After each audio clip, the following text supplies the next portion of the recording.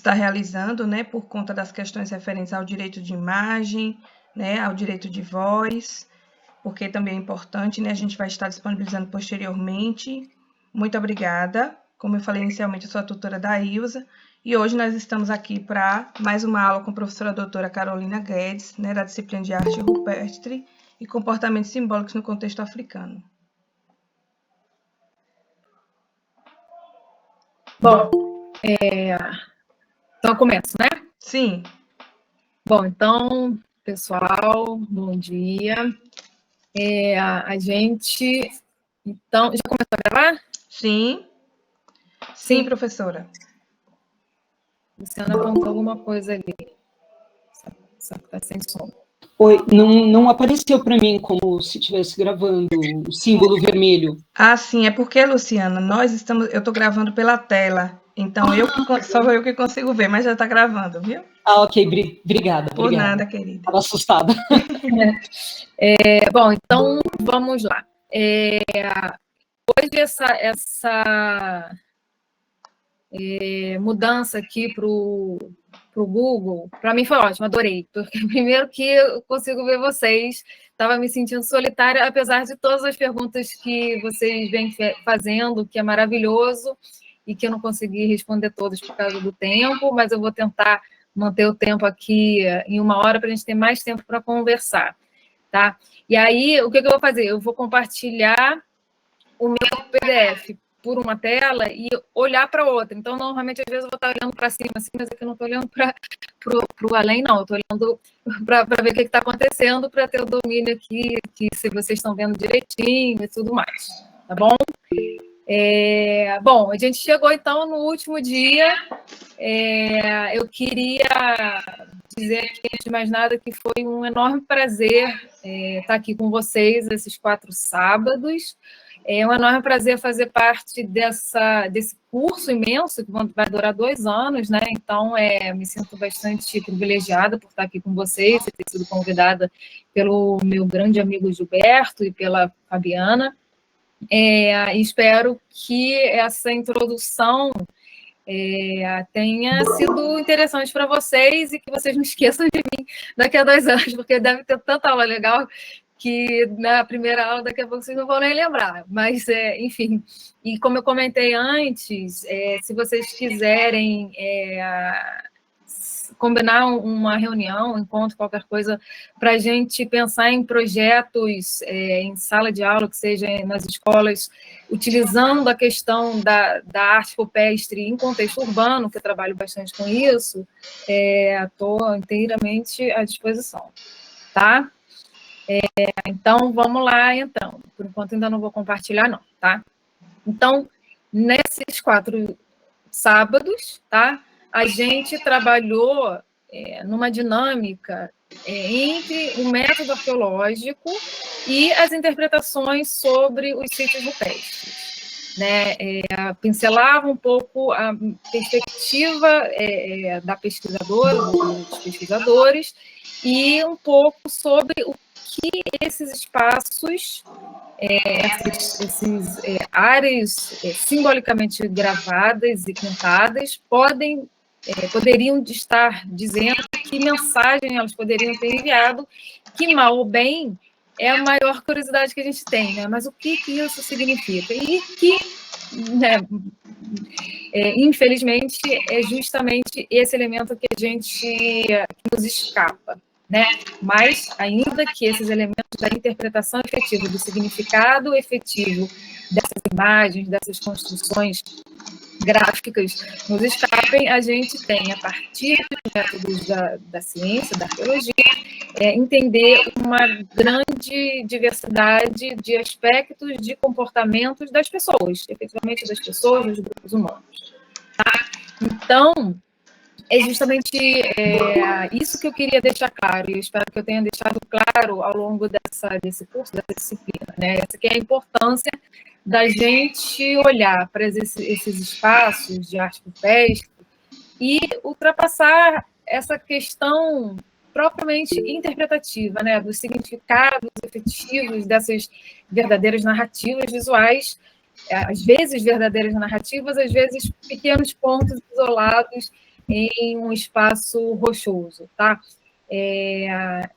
Não se preocupar tanto com isso, mas compreender as pessoas, os grupos humanos, como que eles utilizaram esses espaços e como que isso faz parte, efetivamente, de uma estratégia de sobrevivência e de uso, enfim, controle desses espaços, tá?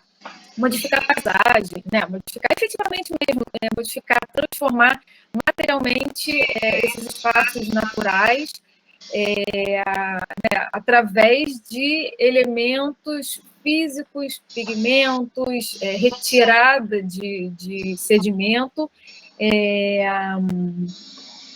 que para nós tem conotações e dados importantíssimos que, se por um lado foge da nossa compreensão sobre a narrativa, a gente tem indícios importantes sobre como foram feitas as organizações de territórios, a materialização de memórias, perspectiva de mundo, domínio, conhecimento do mundo natural, transformação dos espaços, transformação, no caso, né, sustentável, de uma natureza em cultura, né? Então, a partir da perspectiva da arte rupestre, a gente tem verdadeiramente uma riqueza importante, não apenas para estudar uma materialidade pela materialidade, a forma pela forma, mas, sobretudo, as pessoas, tá? Então, como arte rupestre, em uma questão mais universal mesmo, alguns elementos, principalmente os cronológicos, as datações diretas, elas nos escapam, a gente não tem como descobrir, em função dessa natureza desses elementos materiais, a gente contextualizar as diversas tradições da arte rupestre dentro de um quadro arqueológico regional é efetivamente um dos elementos, um dos componentes principais para a nossa compreensão desse tipo de material arqueológico extremamente complexo, extremamente diferente dos demais objetos arqueológicos que a gente tem, talvez como componente principal, uma usabilidade prática efetiva no cotidiano do dia a dia e não uma usabilidade mais em termos simbólicos, tá? A gente entra, então, nessa última aula, nesse contexto da África Austral, do sul da África do Sul, e a gente vai trabalhar com 4 regiões, tá? Namíbia, Botsuana, Zimbábue e África do Sul, tá? Esses 3 primeiros países, Namíbia, Botsuana e Zimbábue, eles apresentam uma importante continuidade dessa lógica que a gente trabalhou na aula passada, da arte rupestre no contexto africano, que é muito bem marcada em 2 momentos.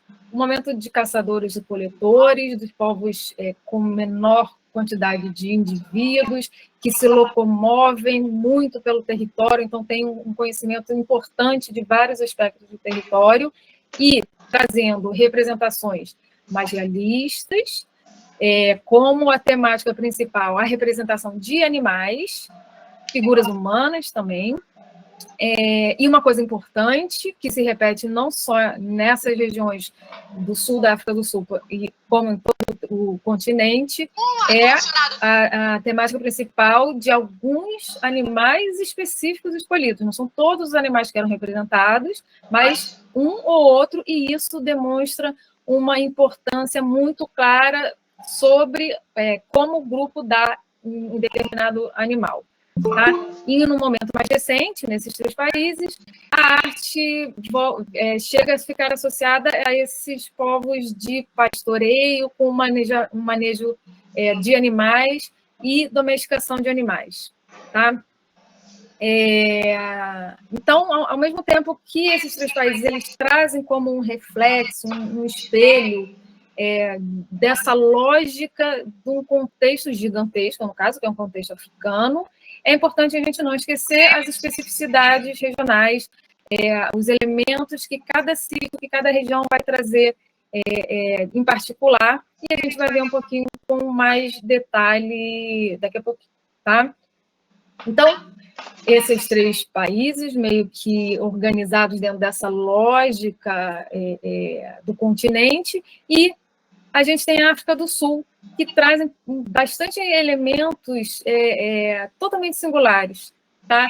E aqui, talvez seja o país dentro do continente africano que tem mais estudos sobre a arte rupestre, tá? Então, por isso que a gente, enfim, tem mais conhecimento, né? As pessoas estão fazendo mais pesquisa, tem uma quantidade imensa de investimento em comparação com as outras regiões e tal, e a gente vai ver um pouquinho sobre 2 linhas teóricas diferentes das abordagens científicas que os pesquisadores e as pesquisadoras utilizam para compreender esses espaços da África do Sul.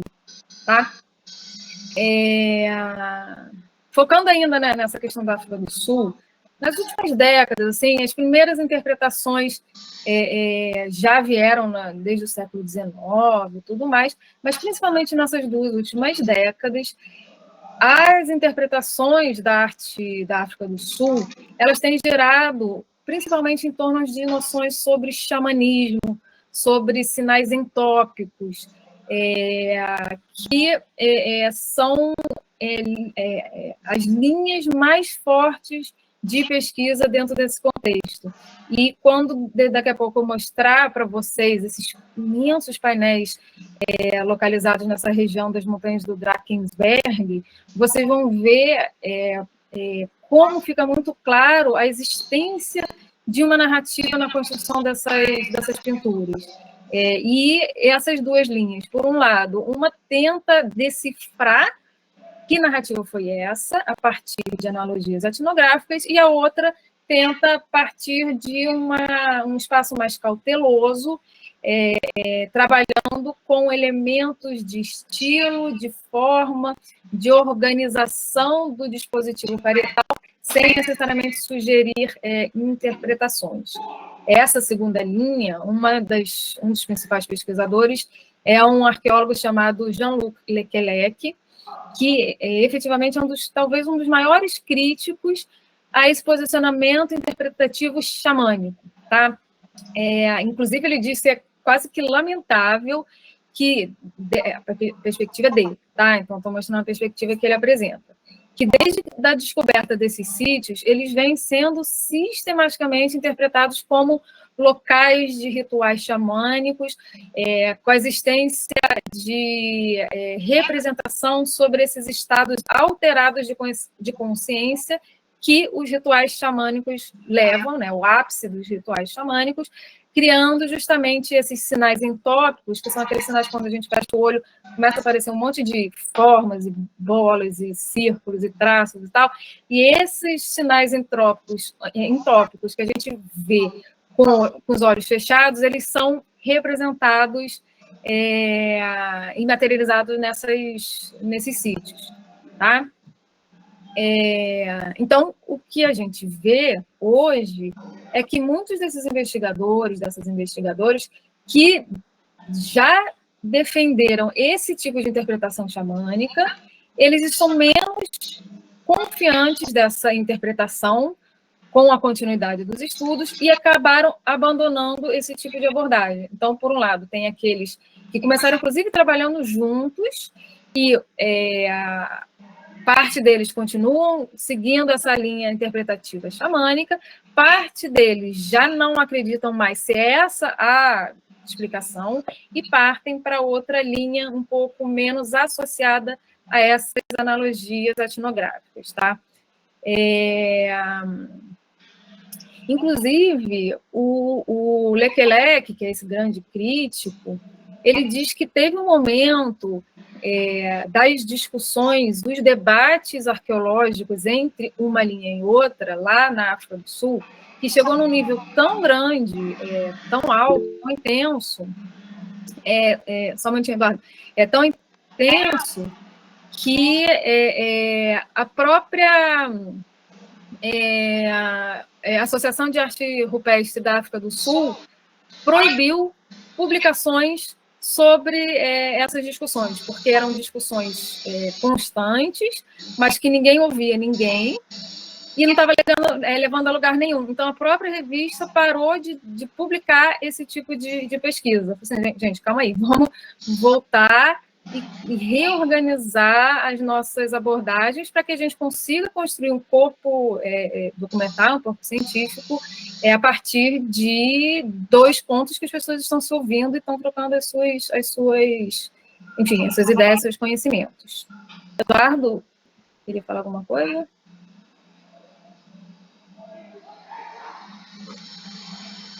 Não? Bom, vou continuar, tá?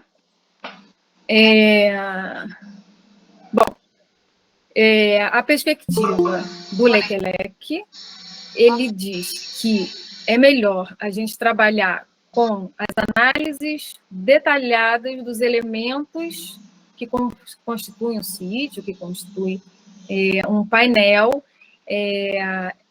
em função de tentar interpretar as visões xamânicas associadas àquelas representações, tá?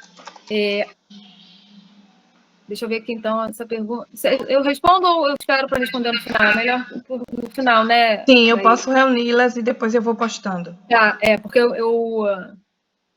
o normal, nas vezes passadas, eu não via nada, então eu não distraí. Então, eu não vou responder, tá? Professora, eu só queria saber se está passando alguma coisa ainda não. Compartilhando, não, né? Ainda não, já compartilho. Obrigada. Tá? Bom, então, a gente está dentro desse espaço da África do Sul,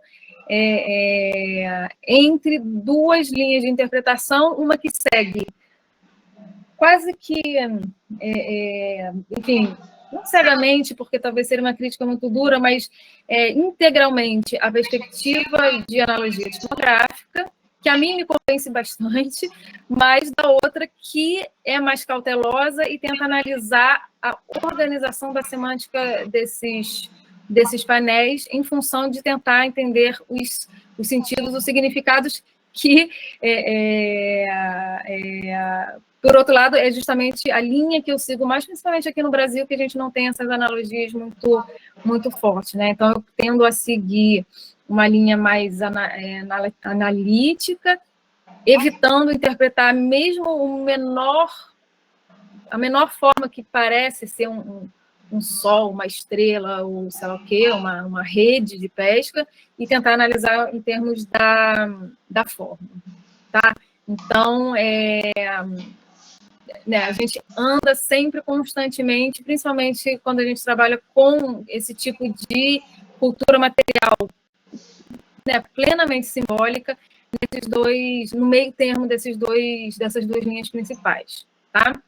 Então, isso pensando especificamente na África do Sul. Mas na Botsuana também tem essas propostas de análises em termos de analogias etnográficas sobre os comportamentos dos grupos que estão lá até hoje, estavam lá até recentemente, tá? Em Botsuana, por exemplo, muitas das interpretações, eles não partem desse caminho efetivamente pensando num religioso, nos rituais xamânicos, mas pensam muito sobre questões sociais de grupos, principalmente pensando em grupos nômades, grupos que andam e conhecem bem o território, e como que as mudanças climáticas, os elementos naturais, as realidades encontradas por esses povos foram fundamentais por influenciar a construção desses espaços, tá? Então, por um lado, é uma interpretação a partir de uma lógica de um comportamento de grupos recentes, comportamentos xamânicos, que sugerem hipóteses e interpretações sobre o significado daquelas imagens, e, por outro, é uma compreensão de que esses sítios, esses painéis, foram criados como metáforas da vida dessas pessoas, não necessariamente uma descrição literal do que aconteceu ou do que acontecia, mas metáforas sobre os acontecimentos, tá? E aí a gente abre efetivamente um espaço para se distanciar, tá? Como pessoas que trazem conhecimentos, pessoas, nós como cientistas, né? A gente traz a nossa própria carga de conhecimentos e vivências e vidas, experiências, e insere dentro dessas interpretações. Então, a gente se distancia um pouco para conseguir observar e entender esses espaços sem a necessidade efetiva de entender os seus significados. Tá? Efetivamente, para entender o significado desses sítios rupestres, a gente tem no contexto australiano. Tá? No contexto, não na Austrália inteira, em algumas regiões australianas, a gente tem uma existência de uma história de longuíssima duração, onde os habitantes atuais, os aborígenes, trazem dentro dessa sua memória esse passado longínquo de 40 mil anos, 30 mil anos de história contada e narrada nos muros. Então, essas pessoas hoje, falam para a gente, essa narrativa diz isso, aquela diz aquilo, aquilo diz aquilo. Tá? Tirando esse contexto, a gente não tem essa história de longuíssima duração sem nenhum buraco entre uma experiência e a outra, tá?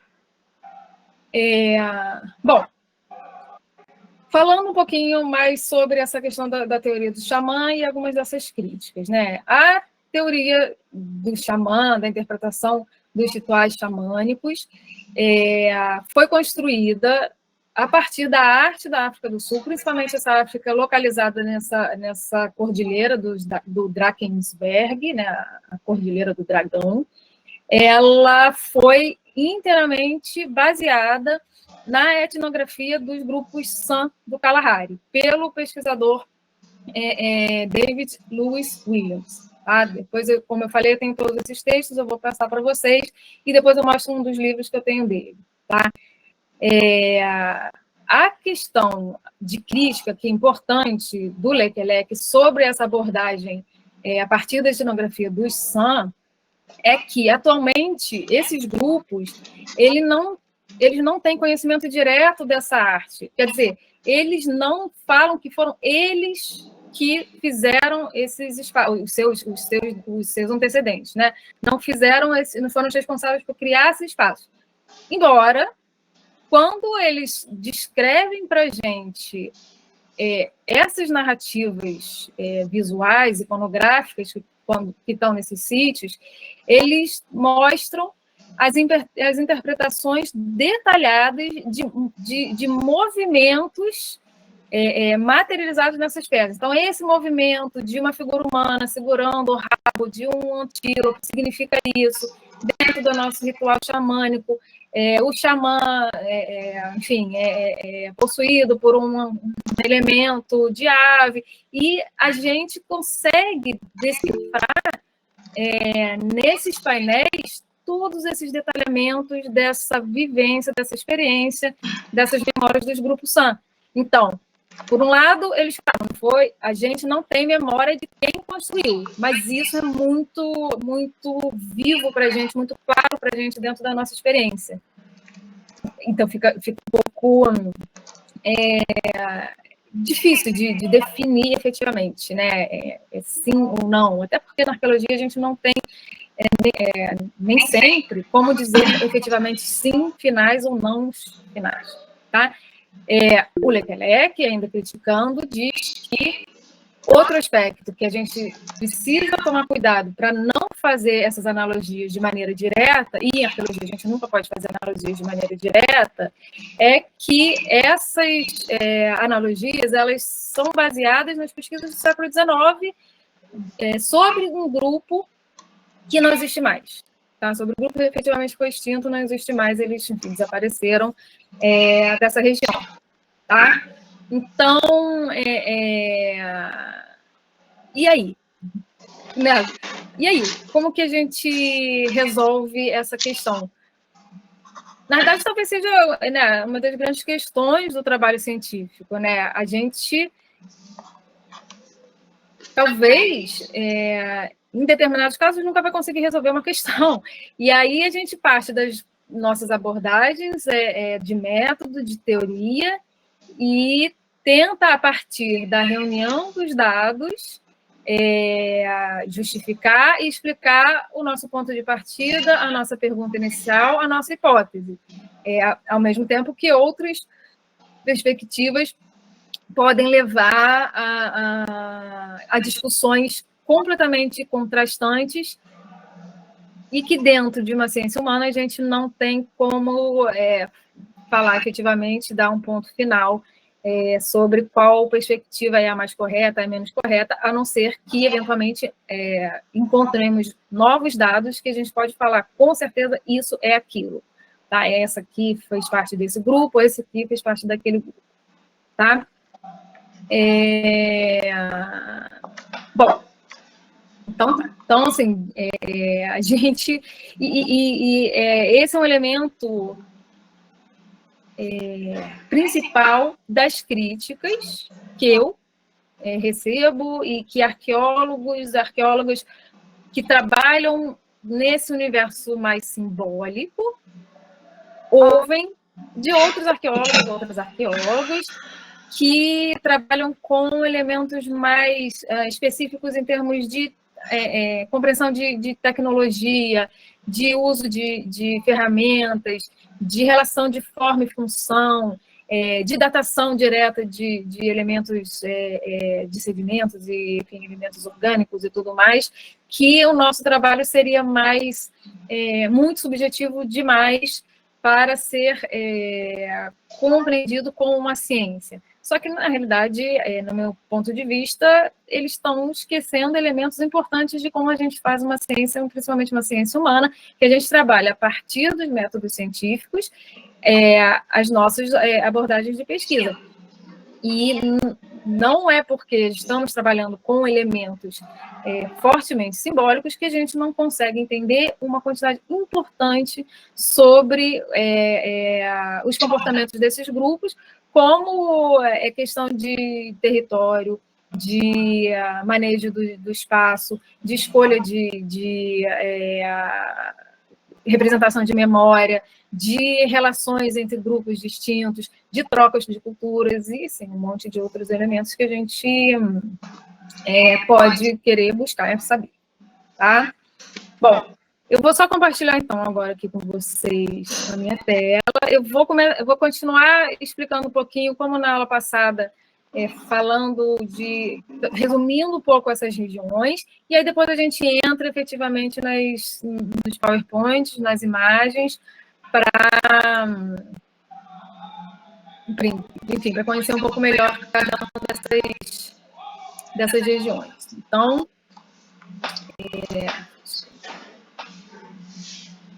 então, tá lá, né? Tá todo mundo vendo. Então, eu botei aula 3, mas na verdade aula 4. Ah, não, aula 3, parte 2. Então, tá assim. Tá? Essa é a nossa aula de hoje, então a gente entra efetivamente nesse contexto da África Austral, trabalhando com 4 países diferentes, mas organizados bem largamente em 2 grandes, importantes regiões rupestres que trazem lógicas muito específicas regionais. Tá? Então, a gente tem, nessa perspectiva da análise desses sítios, tá? A gente tem alguns personagens importantes, alguns autores, pesquisadores importantes na arte rupestre, que, por um lado, é o David Lewis Williams, que eu falei, para a África do Sul, e o Peter Garlack, no Zimbábue. Tá? O Lewis Williams, ele sugeriu um sistema pan-san, né, como se a gente pudesse observar em todos esses sítios que foram comprovadamente territórios, espaços ocupados pelos povos San, que ilustravam essas visões, essas experiências dos xamãs, tá? justamente para que ele consiga fazer essa interpretação dos sistemas iconográficos desses sítios da África do Sul, desses sistemas organizados nesses suportes rochosos, no qual essa narrativa pintada nas paredes trazia como foco fundamental os rituais Xan e o uso da energia sobrenatural dos animais, que é o que os rituais xamânicos basicamente trazem, principalmente focado no elange, que é esses animais representados à esquerda, tá? Todos eles gravados nesse suporte, não apenas do Drakensberg, mas de uma maneira generalizada por todo esse território, tá? Por outro lado, o Garlack sugere, antes de uma interpretação sobre os rituais, uma interpretação dos sítios do Zimbábue através de elementos relacionados a questões sociais. Tá? Então, é importante notar que, tanto num caso como no outro, as escolhas simbólicas das representações desses espaços giram em torno, normalmente, de animais e de um animal preferido. Tá? Tem algumas regiões que são girafas, impalas, outras regiões são os elefantes, zebra, búfalo. Então, normalmente, não que só apareça um animal, mas a gente consegue identificar, e a gente não precisa interpretar isso, a gente consegue efetivamente identificar qual é o animal preferido para cada grupo, para cada região. Tá? Essas perspectivas de pesquisas, elas tiveram muito sucesso, têm muito sucesso até hoje, tá? Elas influenciam positivamente também essa discussão, esses debates arqueológicos, mesmo que seja buscando outras formas de interpretação, tá? Então, esse sucesso sugerido por eles dois na verdade, se deveu principalmente ao fato que, nessa época mais recuada das primeiras pesquisas sobre esses povos no contexto africano, partiu da perspectiva dos artistas e das artistas que fizeram esses sítios, e não das perspectivas dos arqueólogos e das arqueólogas, normalmente naquela época, dos arqueólogos. Tá? Então, um ponto de vista, uma perspectiva que mudou completamente a lógica de pesquisa desses locais, que tiraram a importância na cabeça do pesquisador-pensador e colocaram a importância justamente em quem foi responsável por criar esses espaços, que hoje, para a gente, parece algo muito natural, lógico e óbvio, talvez nem tanto assim, mas que naquela época muito menos, as perspectivas sempre vinham de uma cabeça e de uma perspectiva eurocêntrica da construção de conhecimento sobre os povos do mundo. Né? Então, eles transformaram essa visão, saíram da visão de europeus e trouxeram, a partir da perspectiva daqueles povos, o que eles construíram nos espaços específicos que eles marcaram, que eles transformaram e eles modificaram. Tá? Então, aqui, o mapa, aquele mesmo mapa que eu trouxe na última aula, nessas regiões austral da África, Namíbia, Botsuana, Zimbábue e, por último, a África do Sul. Então, na Namíbia, vamos ver um pouquinho da Namíbia.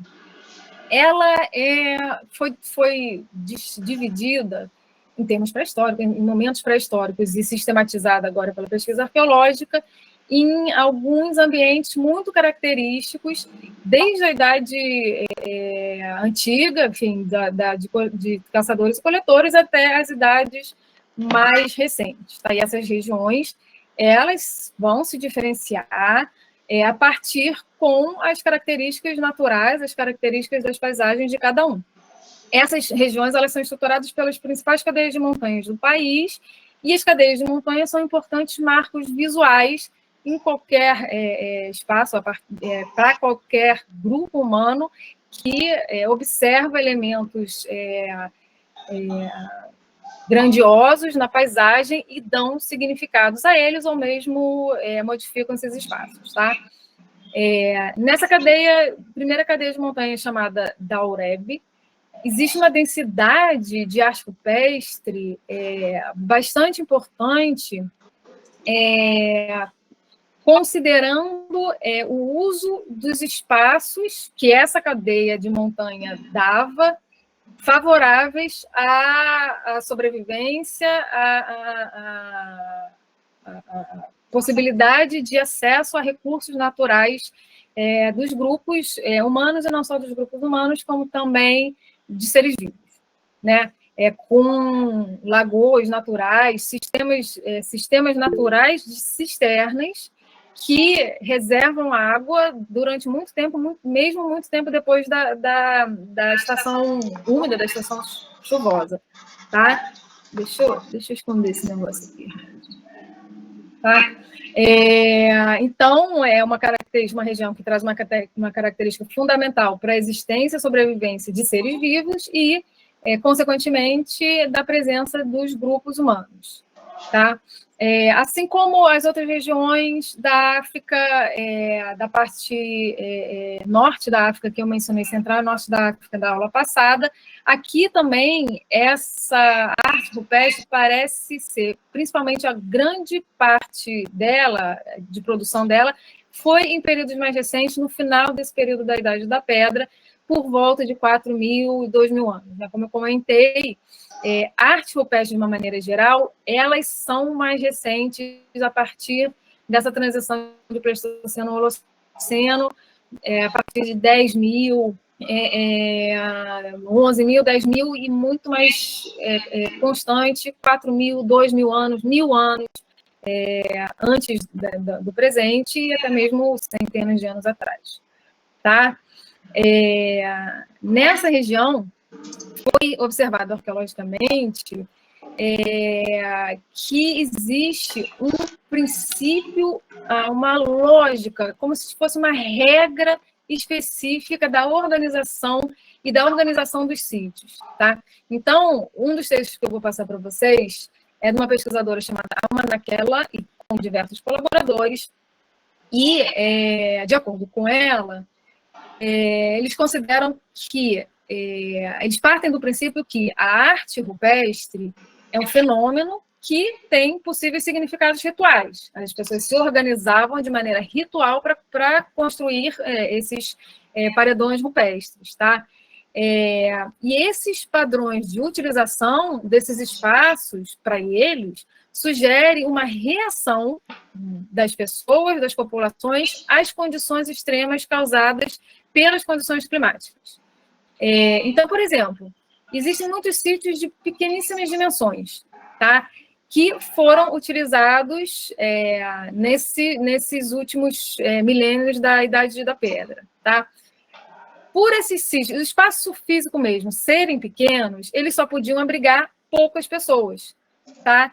E, muito provavelmente, a partir da relação das pesquisas arqueológicas de arte rupestre com a pesquisa arqueológica em estratigrafia, esses espaços provavelmente eram utilizados em estadias curtas, principalmente nos períodos de seca.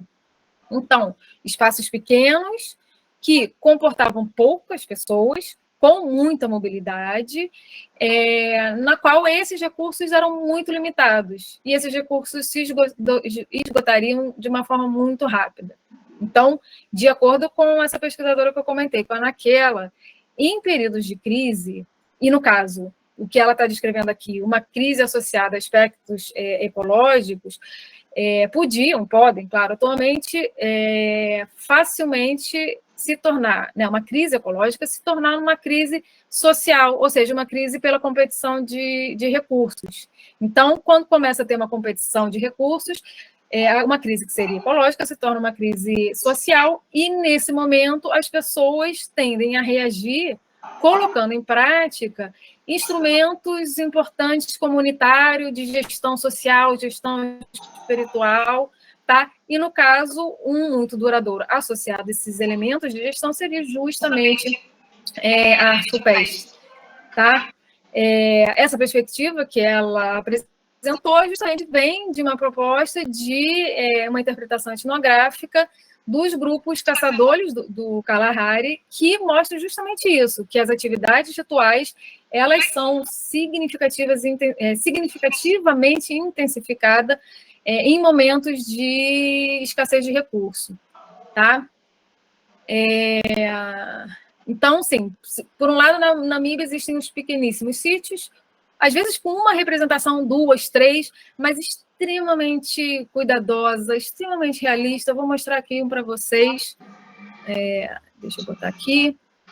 Então, um pouco da paisagem da Namíbia. Justamente eu peguei essa paisagem árida para mostrar essa ideia de escassez. E um dos sítios pequenos é esse que eu estou mostrando para vocês. À primeira vista, a gente não consegue identificar, fazer a leitura perfeita dessa pintura em branco, mas a gente tem 4 personagens só, e alguns elementos associados a esses personagens. Mas com uma delicadeza de construção das imagens é absurda. Então, nesse lado direito, a gente tem 3 figuras humanas, 3 homens, caçadores, segurando arcos, flechas ou bastões, algum tipo de ferramenta, com penteados no cabelo. Os corpos estão pintados em branco, que pode ser associado a algum tipo de vestimenta, algum tipo de pintura, tá? E desse lado esquerdo, eu não sei se vocês já fizeram a interpretação dessa imagem, é uma girafa. E é só o pescoço da girafa, enfim, pescoço e a cabeça, né? O resto do corpo não foi representado. Não é que foi apagado com o tempo, não foi representado, porque é uma lógica específica de construção dessa imagem. E um elemento com maior grau de dificuldade de interpretação, que é essa forma meio geométrica, alaranjada, sobre a cabeça da girafa, com umas linhas descendo verticalmente. A interpretação dessa imagem é que essas linhas descendo verticalmente são águas, seria chuva caindo sobre esse animal, e que seria um ritual associado ao chamamento, né, da chuva, um ritual xamânico que traz a chuva, principalmente no momento relacionado à escassez de recursos e, no caso aqui, a seca. Então, esse é um sítio pequeno, em termos de sistematização arqueológica. Por quê? Porque ele traz 4 elementos só, é pouco. Mas esses 4 elementos, em comparação com outros sítios que às vezes trazem 1000 figuras humanas ou 1000 figuras de representações e tal. Então, ainda que seja extremamente objetivo, com 4 elementos, alguns outros atributos que mostram um pouco o comportamento dessas pessoas, é isso, acabou o sítio, tá? Então, esse sítio cabe muito bem nessa lógica interpretativa, nessa hipótese de interpretação sobre esses espaços que são ocupados brevemente, porém em momentos com uma significação social muito importante, tá? Então, sítios pequenos por um lado, mas por outro lado também existem megasítios na Namíbia, tá? Indicando justamente o contrário do que eu falei agora, né? São locais que traziam grandes agrupamentos de pessoas e, provavelmente, a partir da perspectiva da Naquela e seus colaboradores, eram espaços utilizados para celebrar e para celebrar com muita gente junto, tá? Então, a partir dessa perspectiva interpretativa, esses espaços gigantescos era um momento de se pintar ou de se gravar, efetivamente transformar esse espaço em momentos de que essa cultura, esse conhecimento, esse saber era inteiramente compartilhado com todos os indivíduos, tá? Além disso, esses locais imensos, esses sítios imensos não só pelo tamanho do afloramento, mas pela quantidade de representações, podem ter sido pontos de encontros importantes de outros grupos, não só apenas de um grupo específico, conjunto cultural específico, mas de outros grupos, tá? Dentro da Namíbia, então, a gente vê, assim como essa primeira região, outras regiões montanhosas, sempre associados a esses detalhes naturais montanhosos. Outra parte é o que se conhece como as montanhas Erongo, tá? Que, né, sempre, como eu falei, são marcos paisagísticos importantíssimos. Tem perspectivas arqueológicas que trabalham também com uma transformação da paisagem sem a necessidade efetiva de ter uma modificação material. Apenas a crença compartilhada de um grupo sobre um determinado elemento natural, uma determinada montanha, colina, o que for, a crença que aquela montanha, ou que aquela colina, ou que aquele rio está relacionado a uma deusa específica, a um deus específico, a uma criação de mundo, isso já é suficiente para indicar uma mudança da paisagem a partir da perspectiva mental dessas pessoas. É claro que aí a gente tem que trabalhar com as pessoas e não com a materialidade que elas deixaram lá, porque se elas só pensaram e não marcaram a paisagem, como que a gente vai saber o que elas modificaram? Então, a partir dessa lógica de uma arqueologia do contemporâneo, uma arqueologia do passado recente, até mesmo do presente, a gente pode trabalhar uma perspectiva que a crença, o conhecimento compartilhado transforma um espaço sem efetivamente transformações materiais naquele espaço. Ninguém pintou uma montanha, mas uma montanha significa a grande deusa criadora do mundo, por exemplo. Tá? Então, essa perspectiva que a gente pode falar sobre a relação humanos, não humanos, sobre humanos e natureza, é muito importante para a gente conseguir entender as lógicas de comportamento e as abordagens, enfim, diferentes, específicas de cada grupo humano, tá?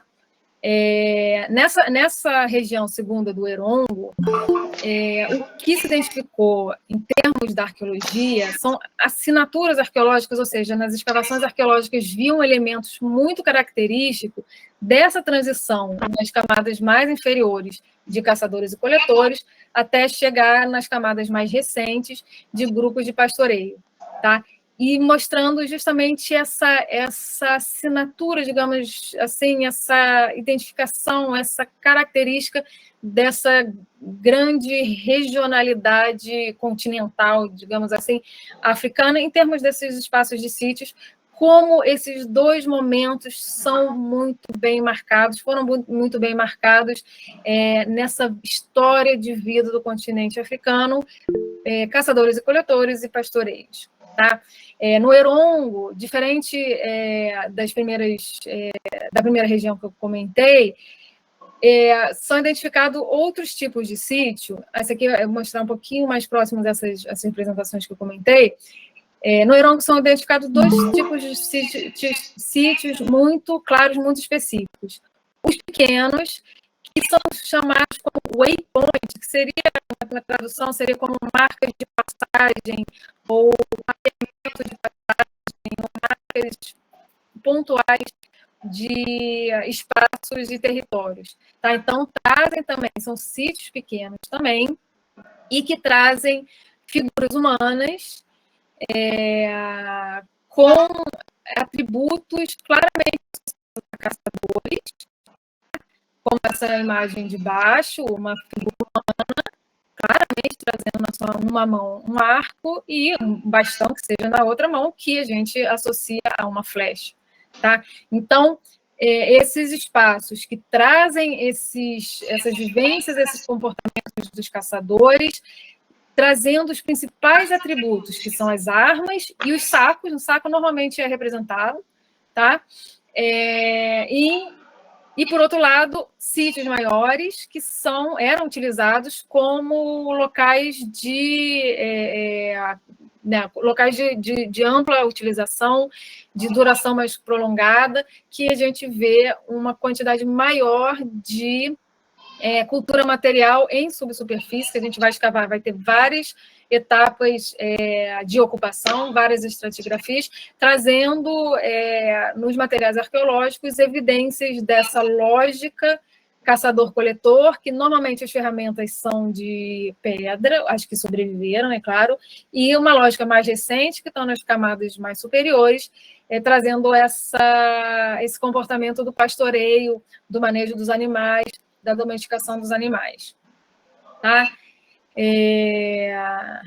Já nessa terceira região, também associada às grandes cadeias de montanhas, chama Spitzkoppe, algumas palavras são um pouco difíceis de pronunciar, traz elementos também característicos do comportamento desses grupos, influenciados inteiramente justamente pela inserção ambiental desses espaços. Então, espaços mais difíceis, mais duros, mais áridos, influenciavam no comportamento de sobrevivência de uma forma específica, e outros espaços com maiores recursos, com maiores possibilidades de alimento e água para fácil, entre aspas, fácil sobrevivência desses grupos, influenciavam diferentemente no comportamento desses grupos.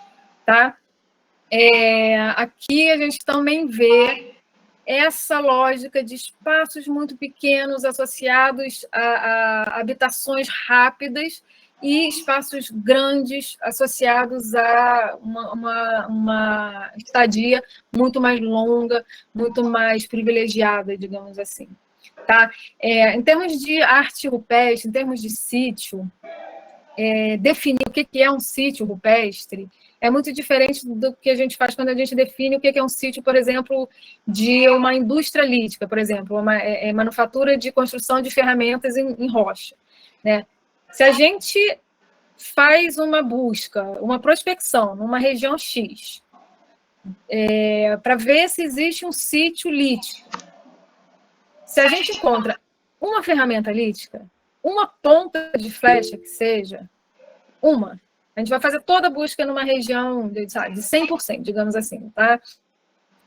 A gente encontra uma ponta de projétil, a gente não considera esse espaço sendo um sítio arqueológico, porque uma ponta pode ter sido trazida de outro lugar, pode ter rolado de um outro lugar, alguém pode ter perdido, caído do bolso, não sei o quê. Então, isso não é uma ferramenta lítica não é suficiente para caracterizar aquele espaço como um sítio. Agora, se a gente está num afloramento rochoso e vê uma pintura, um círculo concêntrico, digamos, uma figura humana, a gente já considera como um sítio arqueológico, porque as lógicas de ocupação são diferentes. Mesmo que a gente não encontre cultura material em subsuperfície, ou seja, enterrado. Tá? Porque a lógica de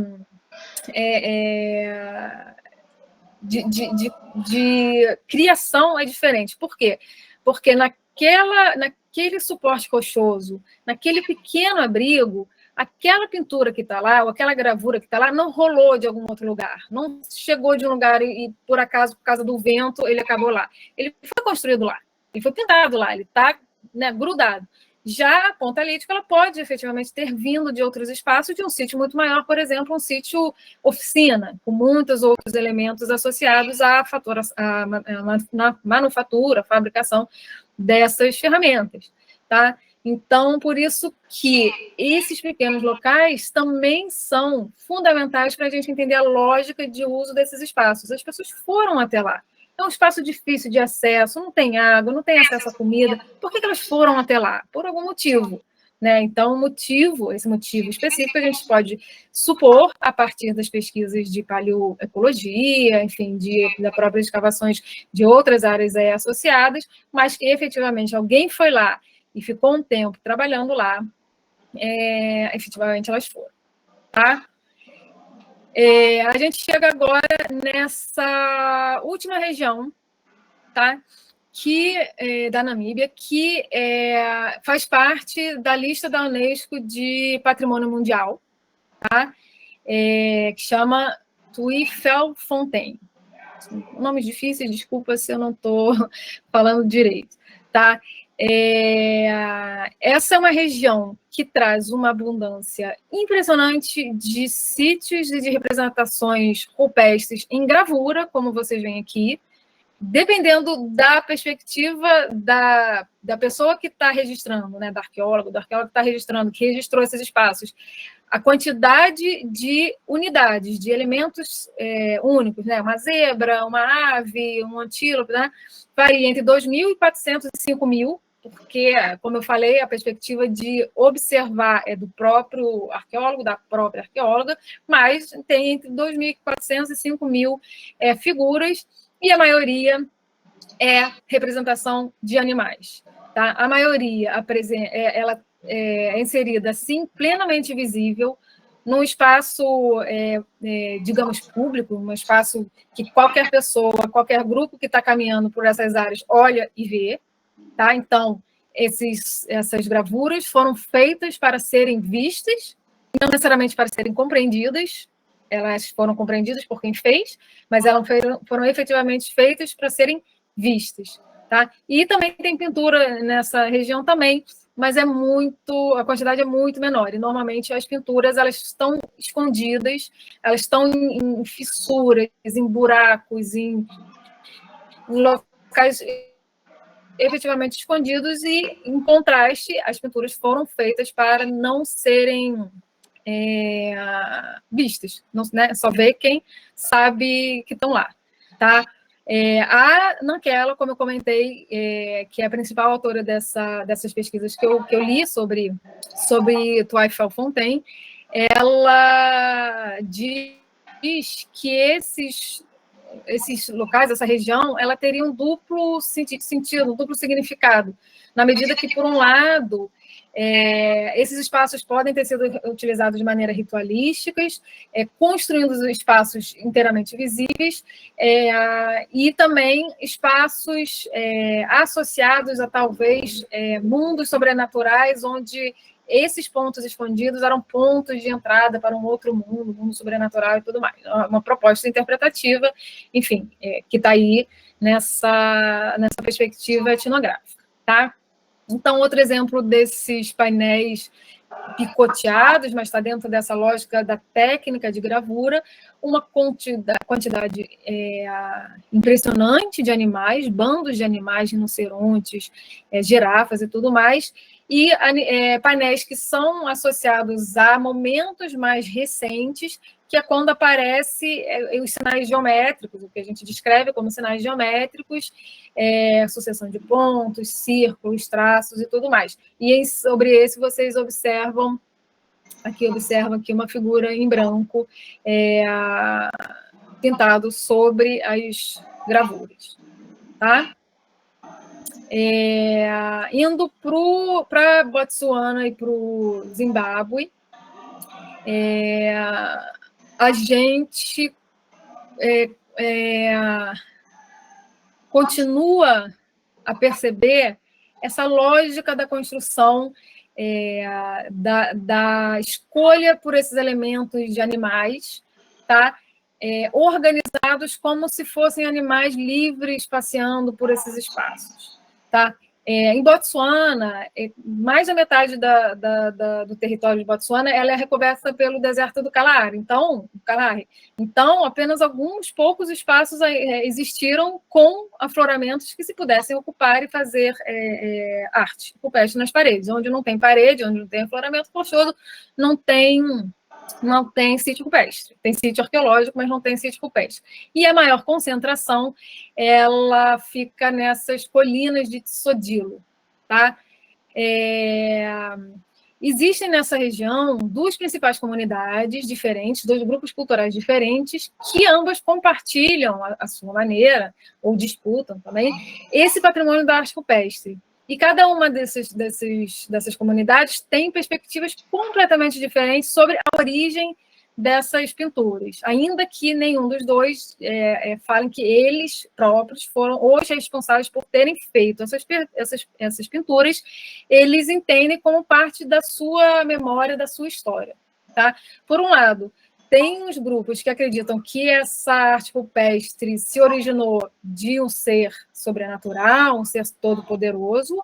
O outro grupo, que normalmente são associados aos grupos San, compreende que foram pessoas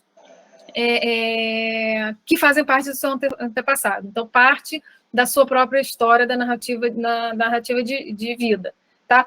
O interessante elemento que a gente vê dessas duas perspectivas é que tanto um grupo quanto o outro, da sua forma específica, característica, disputam esses mesmos territórios e esses mesmos elementos gráficos. Tá?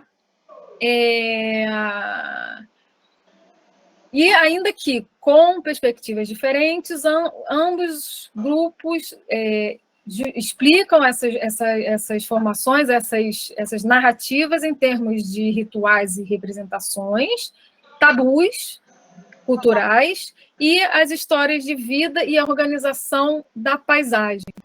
Tá? E essa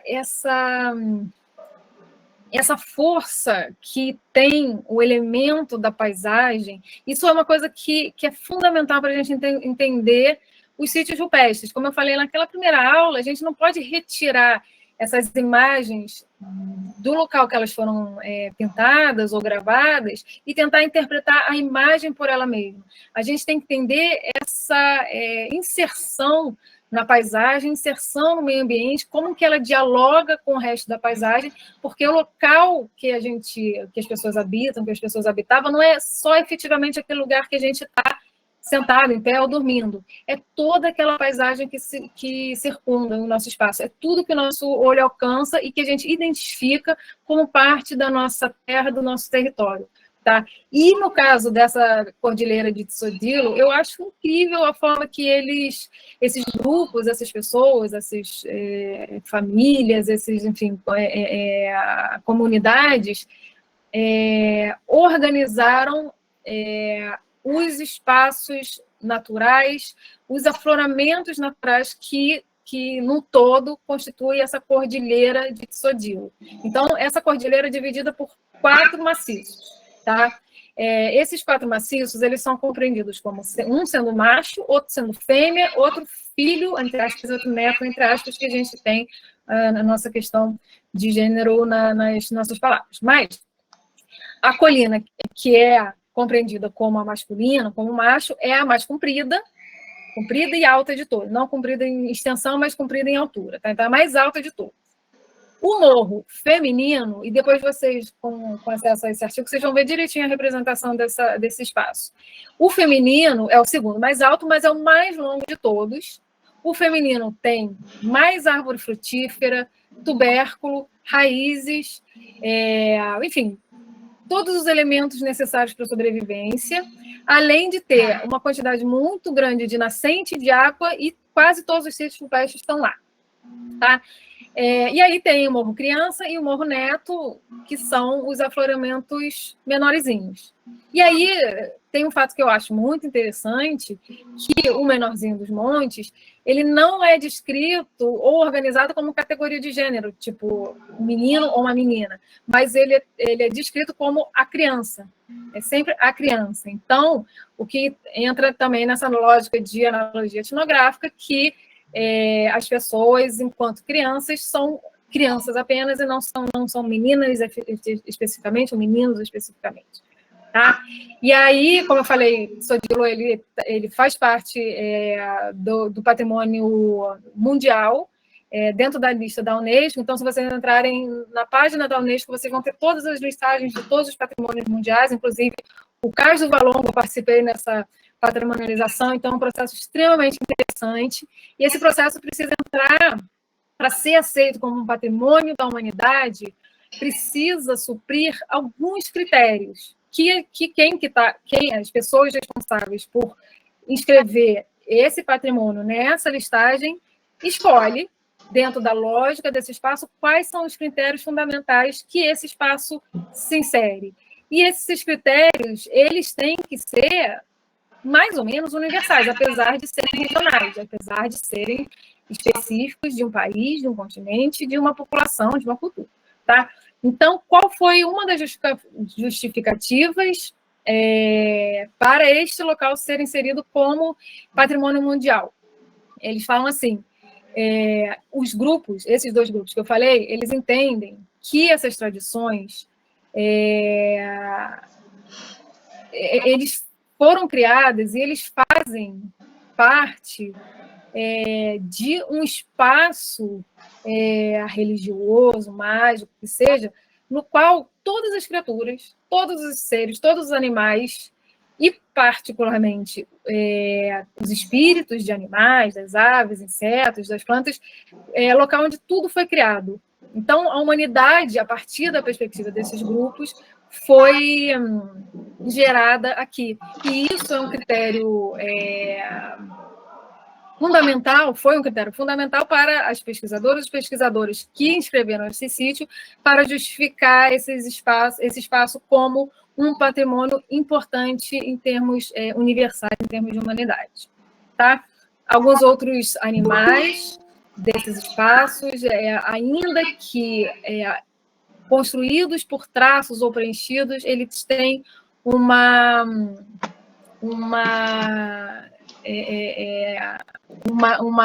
característica natural muito expressiva. Eles não são esquemáticos, eles são extremamente naturalistas. Tá? Indo para nossas 2 partes finais da aula, tá? Um pouquinho do Zimbábue e depois a gente fala um pouquinho mais sobre a África do Sul para a gente encerrar. Tá? Um local de extrema importância no Zimbábue é essa região que está localizada nessas colinas do Matobo, ou também chamadas como Matopo. Tá? Uma vegetação extremamente rica, com esses grandes afloramentos, com esses grandes matacões. Vocês veem essa figura humana aqui fazendo escala. Tá? Aqui tem uma quantidade muito grande de recursos vegetais para sobrevivência, muitos frutos rupestres, e aqui é uma região importante da famosa marula, tá? Imagino que todos conhecem. Tá? Então, essa região extremamente rica, extremamente propícia à vida, né? A existência de vida e a vida de seres, enfim, vivos no geral, mas também animais e humanos, foi intensamente ocupada, principalmente intensamente ocupada em termos de sítios rupestres. Como vocês percebem nessa primeira foto que eu mostrei, deixa eu ver se eu mostro, não, só tem essa, mas ela é muito acidentada, é uma região muito acidentada, cheia desses afloramentos, matacões, o que significa que essa região ela não suporta grandes animais, esses grandes animais bem típicos da savana africana. Os búfalos são uma exceção, apesar de não ser gigantesco, é um animal bastante grande, mas normalmente o que se observa são animais de menor porte, os próprios antílopes, e ainda menores, lebres, roedores, além de répteis e todos os outros pequenos animais. Tá? A gente vai ver também nessa região esse primeiro momento com a construção dessas figuras animais extremamente realistas, tá? E em períodos mais recentes, representações associadas ao pastoreio, trazendo ovelhas, trazendo até mesmo gado, e cães domésticos tipo galgo, aquele cão magrelo e tudo mais. E isso mostra, indica para a gente, assim como nas outras regiões que eu comentei, essa nova adoção de um estilo diferente de vida que sai do nomadismo e entra em povos mais sedentários, tá? A gente, então, tem essas tradições, 2 grandes tradições, essa primeira associada aos grupos caçadores-coletores, com esses animais, por exemplo, esse da direita, com linhas finas contornando o animal, perfeitamente organizadas, com uma delicadeza dos traços que a gente consegue ver como que era feita a observação das pessoas aos animais. Eles conheciam esses animais perfeitamente bem.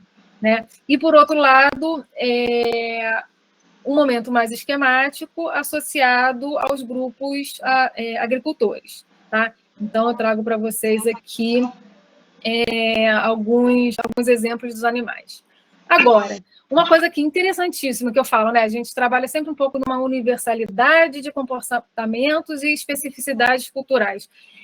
Uma prática muito interessante aqui que foi identificado pelos arqueólogos, é o retoque das figuras, tá? Ou mesmo a adição de novas figuras. E aí aqui que eu entro na pergunta que teve na aula passada sobre a iconoclastia ritual.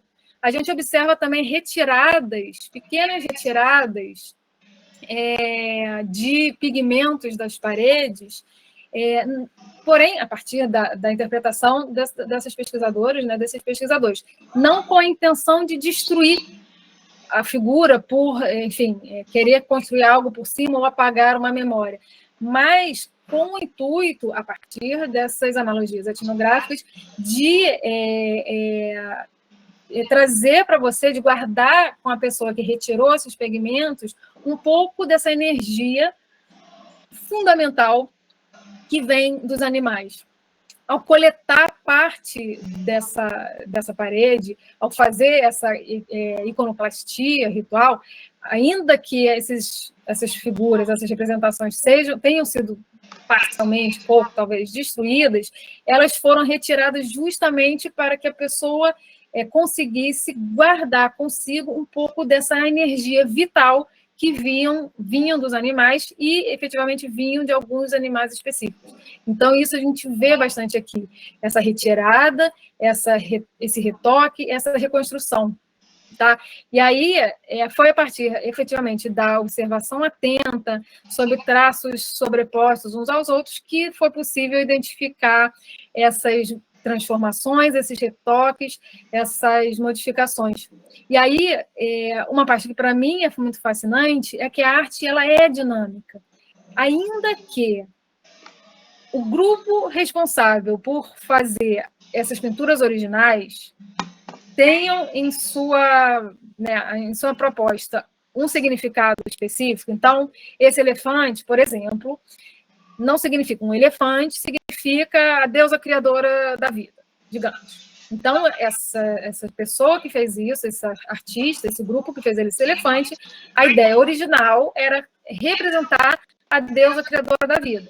Só que esse elefante está materializado até hoje, está há 2.000 anos, há 4.000 anos, há 6.000 anos nessa parede, e até hoje as pessoas estão lá, ocupando esses espaços que chegam com as suas novas mentalidades, com as suas novas crenças, com as suas novas ideias, e as pessoas novas que chegam podem, livremente, criar novos sentidos a essa figura. Então, essa figura de elefante não é mais a deusa criadora de tudo, mas o símbolo da potência do grupo tal, né? Então, né, ainda que o significado original seja um significado original, essa arte ela permite interpretações de acordo com os grupos que passam e transitam por essas regiões. Elas assumem como sendo delas, mesmo elas não terem feito esse espaço. Então, ela permite isso. Então, eu acho bem interessante e fascinante. Só que o que eu estou falando agora, é claro que eu não posso simplesmente apresentar sem contribuir com dados materiais específicos. Eu posso entender dessa forma, mas eu preciso organizar dentro de um método científico, uma abordagem científica e justificar essa minha hipótese. Eu posso comprovar ela ou não, tá? E aí, dentro dessa região, a gente vê uma mudança de representações de figuras animais para figuras humanas, e justamente isso mostra para a gente essa mudança da perspectiva desses grupos que estavam fazendo esses espaços, mudando o foco principal para representações de animais para representações de figuras humanas. Tá? Então, assim como esses demais espaços que eu comentei, um primeiro momento mais recuado, mais antigo, trazem animais, um momento mais recente traz a associação dos animais e de figuras humanas, e figuras humanas fazendo, interagindo de forma específica com esses animais. Aqui, diferentemente lá da África do Sul, aqui o kudu era o animal preferido. Tá? Esse kudu é uma espécie de antílope, e que, pela sua representação e repetição de diversos sítios dessa região, é claramente o grande animal, o animal favorito, preferido para representar enfim, essas ideias, essas memórias. Enfim, claramente, então, esse animal tinha um conteúdo simbólico. E por que eu falo que claramente esse animal tinha um conteúdo simbólico? Só porque ele é representado diversas e diversas vezes em diversos exercícios? Não só por isso, porque a gente não pode sugerir as nossas interpretações, as nossas hipóteses a partir de um elemento apenas. Um outro elemento fundamental para se pensar nisso é que os kudus, eles não eram comuns, não faziam parte da dieta desses povos. Então, no registro arqueológico, não foi identificado ossadas desses animais associados a fogueiras, por exemplo, associadas a práticas comensais. Então, esses animais não estavam sendo comidos, eles estavam sendo representados de maneira simbólica e repetidamente, mostra para a gente a importância desse animal. Então, né, é interessante trazer, então, aqui de volta, a proposta de interpretar esse tipo de arte pensando, eliminando, na realidade, essa lógica que já foi bastante trabalhada de que esses atos de pintar as paredes, esses atos de pintar os animais na parede, eram associados com a magia da caça. Vou pintar um animal, amanhã vou conseguir caçá-lo. Não, na realidade, ele tinha uma lógica simbólica completamente diferente da que inicialmente proposta pelas pesquisas arqueológicas. Tá? Novamente, em momentos mais recentes, figuras humanas com um tratamento estilístico muito claro, atributos sempre importantes associados a essas figuras humanas, trazendo ferramentas, armas, sacolas e todos os elementos necessários, enfim, utilizados pelos caçadores, marcando muito bem essas figuras. Tá? Então, chegando na África do Sul, finalizando, então, o nosso curso, a gente finaliza lá na África do Sul, com essa região do Drakensberg. Gostaria de ir uma vez na minha vida, nunca fui. Bom, como eu comentei particularmente, eu trabalho mais com a perspectiva do leque-leque, tá? Do que com a perspectiva extremamente fortemente baseada nas interpretações etnográficas, até porque a lógica dos sítios de Asco-Pesca, que eu trabalho lá no Mato Grosso, não cabe muito essa analogia etnográfica, porque os povos atuais indígenas que moram lá não identificam essas artes como sendo deles, como sendo parte da memória deles. Então, a gente tem um vazio de informação que a gente ainda não conseguiu, enfim, fazer nenhuma analogia. Tá? Então,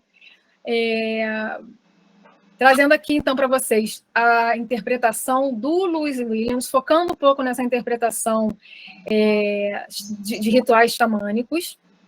A abordagem dele é que esses sítios estão efetivamente associados aos grupos San, tá? E a partir da narrativa deles, ele constrói a narrativa desses espaços. Tá?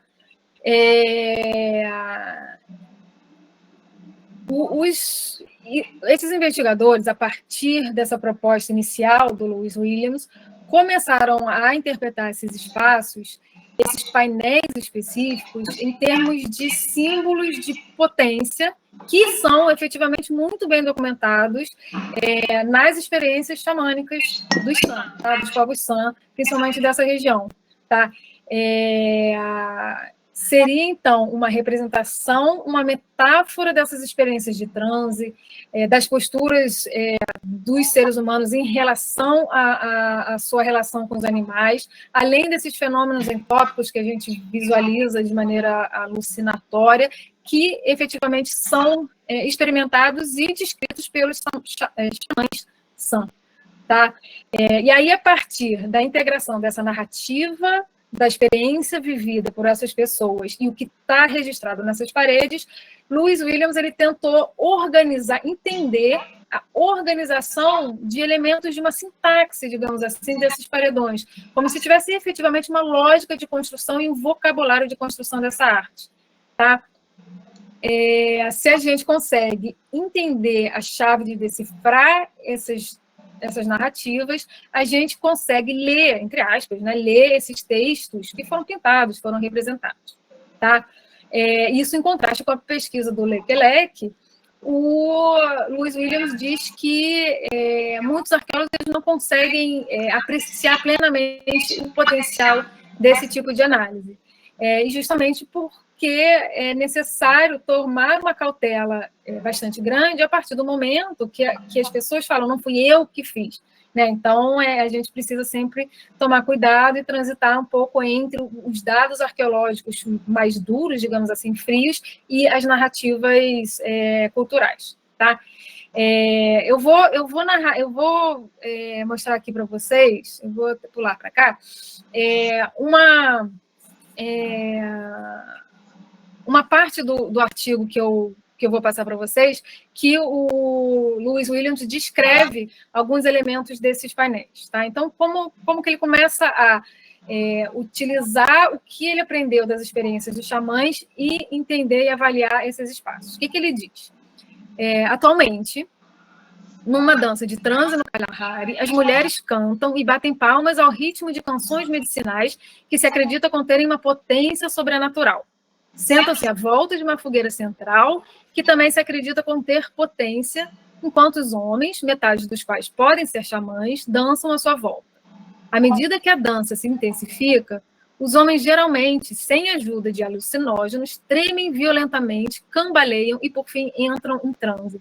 Num estado de transe controlado, deslocam-se, colocando as mãos trêmulas sobre todas as pessoas presentes, extraindo pelas doenças conhecidas e desconhecidas. No nível mais profundo de transe, os xamãs entram em colapso e têm alucinações, como viagens fora do corpo. E aí o que ele fala? Que algumas das pinturas rupestres parecem retratar justamente essa dança circular, essa organização das mulheres e dos homens, mulheres batendo palmas com dedos bastante claros, abertos, para demonstrar essa palma sendo batida, digamos, né? Enquanto que no centro tem esses dançarinos, essas figuras masculinas, esses transes de tremer, de acordo com a interpretação do Lewis Williams, foi representado em forma de figuras um pouco mais apagadas, como se estivesse tremendo e a gente não consegue ver direito. E esses elementos, cada um desses elementos, ele consegue identificar nesses painéis. Tá? Isso que eu descrevi para vocês vão ver nesse texto. O que eu estou mostrando para vocês é um outro painel, um dos sítios mais conhecidos lá da África do Sul, que justamente traz essas figuras humanas com asas, com roupagens que lembram asas, essas máscaras, talvez, aqui por trás desse animal, que esse é justamente o eland, tá? Que seriam justamente os xamãs representando nesse processo dos rituais de transformação justamente de figura humana a uma figura animal, esse, no caso, associado a aves. Os estudos da sobreposição desses elementos, por exemplo, mostram que essa figura, que certamente em associação a essa primeira, que a gente consegue ver pernas, entende um pouco algo antropomorfo, muito provavelmente é outro xamã com o mesmo processo de transição, ou a mesma roupagem associada a esse ritual. E essa figura humana, ela não foi desenhada inteira. Aqui, nessa parte do corpo que o eland está cobrindo, não tem pigmento associado a essa figura humana, o que significa que foi propositalmente esses dois conjuntos, eland humano, ou xamã humano, foi propositalmente organizado para criar um conjunto lógico e coeso, porque senão alguém teria desenhado o xamã inteiro e depois, sei lá, em um outro momento, alguém teria feito o eland por cima. Mas não, eles foram organizados e pensados, concebidos mentalmente e depois materializados nesses espaços. Tá? Outro elemento utilizado pelo Lewis Williams para justificar a sua interpretação é que, no momento de transe dos xamãs, eles sangram pelo nariz. tá? Isso é um fato relatado. Eles sangram pelo nariz e isso é um sangue importante que vai ajudar na cura de doenças e tudo mais. E quando a gente não percebe, por exemplo, figuras assim, que são chamadas teriomorfas, né, que parte animal e parte humano, quando é inteiramente animal, muitas das vezes eles observaram detalhes vermelhos saindo pelas narinas desses animais, que para o Lewis Williams é outro elemento importante que justifica, que demonstra esse caráter dessa transição do xamã de ser humano para um ser animal, o ser da sua elemento vital. Tá? Então, para ele, a partir de todas essas narrativas descritas com uma quantidade importante de detalhes sobre as experiências xamã, a gente consegue efetivamente identificar e observar nas pinturas das paredes. Tá? E para mim é um fato muito convincente. Tá? Só que a gente sempre tem que andar um passo atrás, dar um passo atrás, para não deixar se levar, com respeito, entre aspas, por uma analogia etnográfica completamente direta, porque, no fundo, a gente não sabe efetivamente se aqueles traços vermelhos na narina dos animais eram sangue. A gente pode sugerir. Tá? Mas a gente não sabe efetivamente se essas narrativas eram sangue. E, por outro lado, também, apesar da gente observar painéis como esses, frisos como esses, que a gente vê essa efetiva organização de pessoas associadas a esses animais, e um animal específico, os elandes, a gente também vê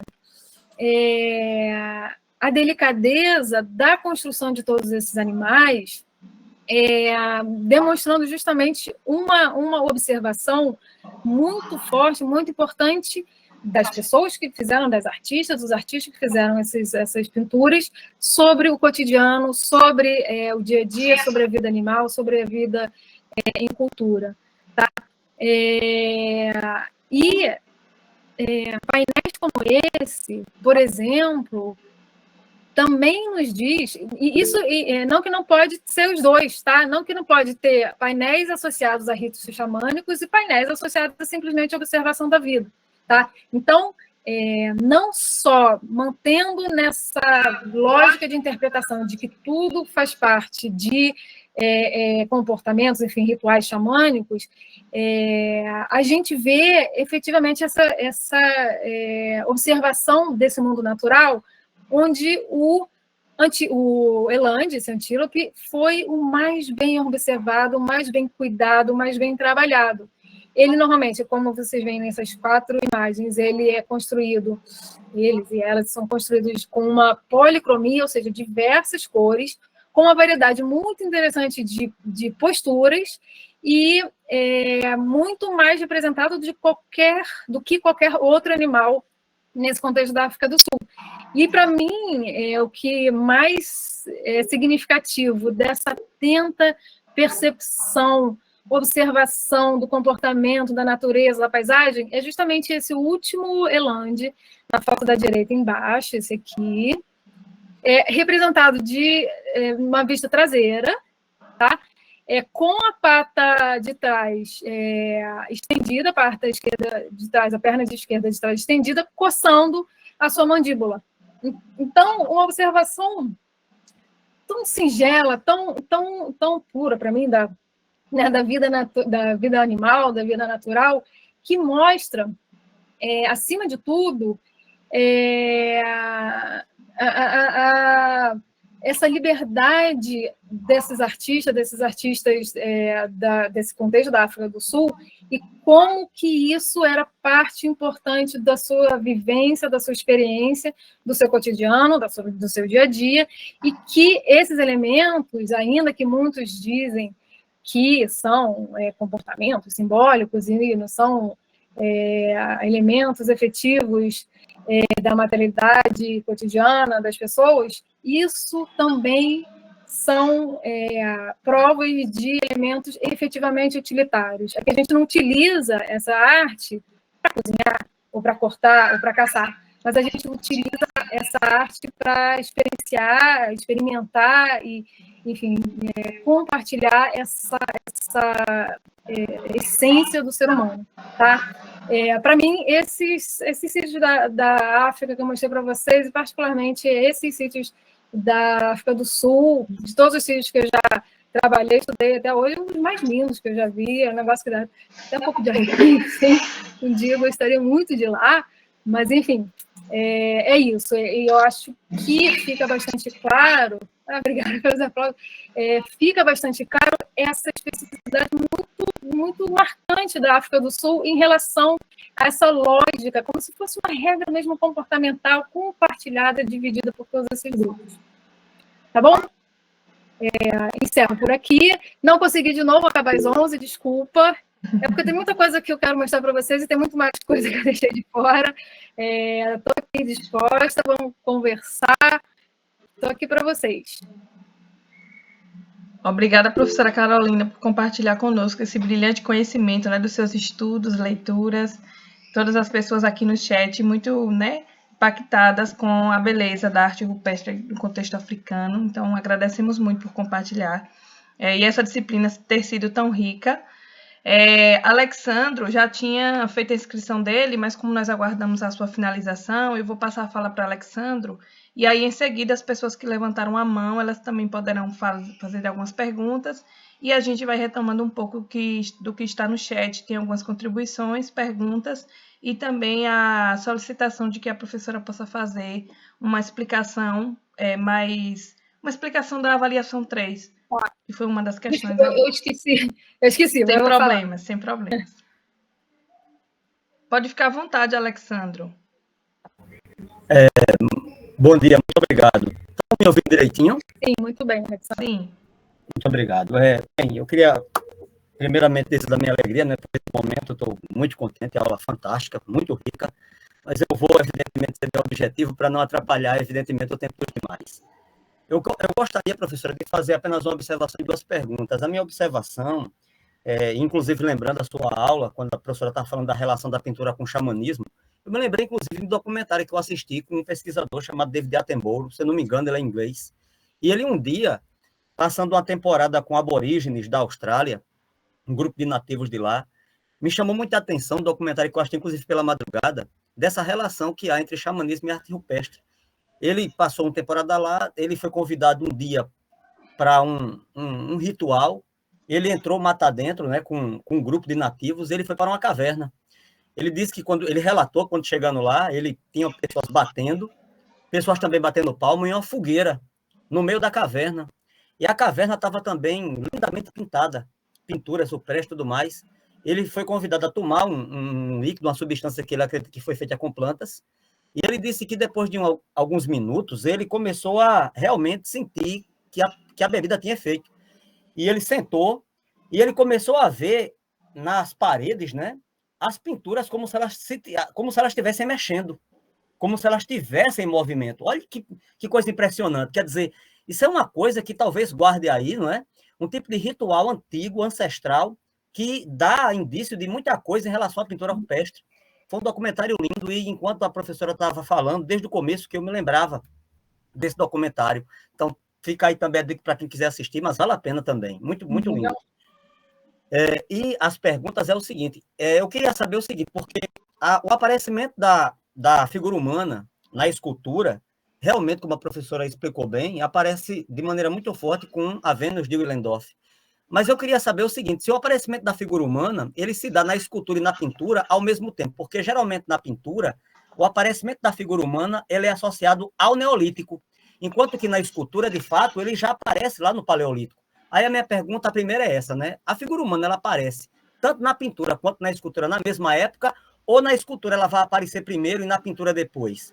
E, por fim, eu queria saber também, em relação ao processo de datação, dos materiais que a professora pesquisa desse processo de datação, qual é aquele material que a professora considera de mais difícil datação e qual é o mais fácil de se datar? Muito obrigado e, mais uma vez, aula fantástica, viu? Parabéns. Que bom, Alessandro, fantástico são vocês. Então, eu não assisti essa documentário, eu também vou ver. Um colega que não me perguntou o título, depois você deixa o título aí para a gente. E eu acho legal isso, porque a gente vê essa universalidade do comportamento humano, que eu fico fascinada, e essas diferenças culturais. Então, sobre a antiguidade da figura humana em pintura e escultura. Então, é difícil, né? É muito difícil saber por quê. A gente fala a partir dos dados que a gente conhece, né? De maneira geral, o que a gente vê, pensando no contexto africano, que existiu uma proliferação de figuras humanas em momentos mais recentes, tá?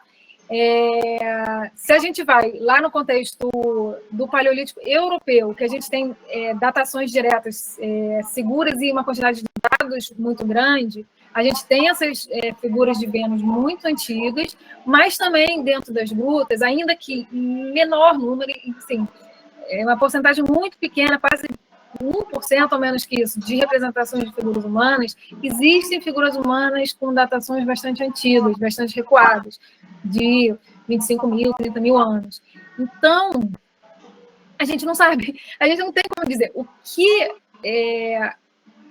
que se entende em termos de pesquisa, não só apenas pesquisas arqueológicas, mas como de pesquisa de evolução de cérebro humano, evolução dos humanos, enfim, é que desde pelo menos 100 mil anos atrás, o cérebro humano já tinha condições intelectuais, cognitivas, de criar figuras humanas perfeitas, figuras animais, o que quer que seja. Condições tinha.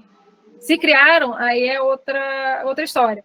Como a gente não tem efetivamente esses dados descobertos, a gente não tem como falar. A gente tem que falar que, numa abordagem da fisiologia, o cérebro humano era capaz de produzir essas imagens, inclusive de uma abstração muito grande. Agora, a gente não tem, desculpa, essa comprovação da materialidade. Tá? A sua pergunta, segunda pergunta o material mais difícil, pensando em arte rupestre, mais difícil de se datar são as gravuras, porque simplesmente é um processo de que uma ferramenta de rocha tirou pedacinhos de outra rocha, então não colocou nada lá, só tirou. Então, é quase impossível datar, se não 100% impossível, a não ser que esteja enterrado numa estratigrafia. E os mais fáceis são aqueles pigmentos feitos com matéria orgânica, principalmente em locais conservados. Então, matéria orgânica, a gente tira um pedacinho do pigmento e data o pigmento. Então, esse a gente pode fazer uma datação direta. Tá? Obrigada, professora Carolina. Nós temos aqui algumas perguntas, as pessoas muito curiosas para saber mais sobre, né? Eu repostei as perguntas aqui no chat porque é para facilitar a sua resposta, mas nós temos uma pergunta da Fernanda, que ela faz o seguinte questionamento. Professora Carolina, por que a arte rupestre de Angola não está inserida na análise da região meridional? A Luciana Sobral pede que, se puder dar exemplo dessa perspectiva, sem evidência material da transformação da paisagem. E ela também pergunta se existe alguma evidência de relação entre os registros materiais dos diferentes sítios, por exemplo, indicando alguma migração do mesmo grupo igual a das casinhas do Ver, a cidade. E Fabiola pede que fale um pouco mais sobre a atividade 3. E as pessoas agradecem, né, sua aula, excelente exposição. E a Fernanda também tem uma outra questão, que em algumas figuras mostradas estão na parte alta das rochas. Tem alguma explicação de como foi pintada lá em cima? Ou eles já tinham técnicas de construção de escadas ou outros para poderem se elevar aí em lugares tão altos? Tá. Legal. Então, por que não seria, por que Angola não está inserido? É porque eu não inseri. Eu precisei fazer um recorte. Tá? E aí eu precisei escolher algumas regiões. Nesse recorte, eu fui um pouco além de todas as aulas. Imagina se eu botasse Angola, botasse vários outros lugares. Tá? Então, eu não botei minha culpa. Na próxima vez, eu mudo um pouco as regiões. Tá? Então, foi escolha minha. Tá? exemplo dessa modificação da paisagem sem efetivamente uma modificação da materialidade. Na verdade, nessas narrativas mitológicas, religiosas dos grupos, de como se compreendem aqueles espaços, né? Como esses espaços são importantes em termos de memória para esses grupos originários, pensando nos povos originários, por exemplo, aqui no Brasil, como esses espaços, esses rios que estão sendo contaminados, estão efetivamente destruindo a memória deles, uma memória cultural, sem eles terem efetivamente modificado, enfim, o espaço do rio, construído uma ponte ou qualquer outro elemento. Então, essa é uma perspectiva da arqueologia que vai ter muito arqueólogo que vai criticar, porque tem que um arqueólogo trabalha com materialidade, a gente trabalha a partir de dados materiais, mas é uma lógica que, a partir de uma memória, de um conhecimento de um grupo, de um povo, que entende ser aquele espaço, aquela colina, uma representação de uma entidade, de um conhecimento, de uma crença, a partir da nossa perspectiva sobre o que eles estão pensando, aquele local já foi modificado, porque já não é mais uma colina qualquer. É uma deusa, um deus, faz parte da criação, enfim, da vida na Terra, ou qualquer coisa. Então, é a partir dessa perspectiva que está dentro da cabeça das pessoas, não está materializada, mas que mudou, enfim, aquela montanha não é uma montanha, aquela é a montanha X específica, com valor fundamental para o povo que habita aquele espaço. Se a gente pode fazer entender esses contatos, essas trocas culturais entre os sítios, sim. A gente consegue, justamente através dessa análise do estilo, da técnica, da escolha temática, de animais específicos, por exemplo, que estão representados, da organização sintática, trazendo de novo aquela sintaxe da construção dos painéis. A gente pode, com repetições, a gente precisa de repetição, a gente não adianta pegar um sítio de um lado e um sítio de outro. Com uma repetição importante, trazendo essa mesma organização de elementos, a gente pode cruzar esses dados e conseguir sugerir que ideias, crenças, que seja conhecimentos de um grupo, se locomoveu com esse grupo e acabou chegando no território ocupado por um outro grupo específico. Então, a gente consegue, sim, se tiver evidência material para tal, ver essas trocas de conhecimento. Mais interessante seria se a gente faz essas análises com os sítios rupestres, associadas às escavações e outros dados materiais que a gente consiga encontrar. Então, nunca essas interpretações devem ser feitas de maneira isolada, um sítio com um sítio, uma característica com uma característica. Quanto mais quantidade de dados a gente conseguir reunir, mais elementos a gente vai ter para falar sobre isso. Mas consegue, sim.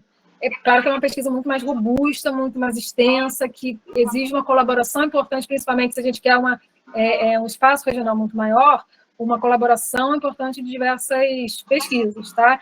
Mas, sim, e eu acho que isso é um dos fatores mais, talvez, digamos assim, objetivos desse estudo do simbólico da arte rupestre, porque a gente vê os traços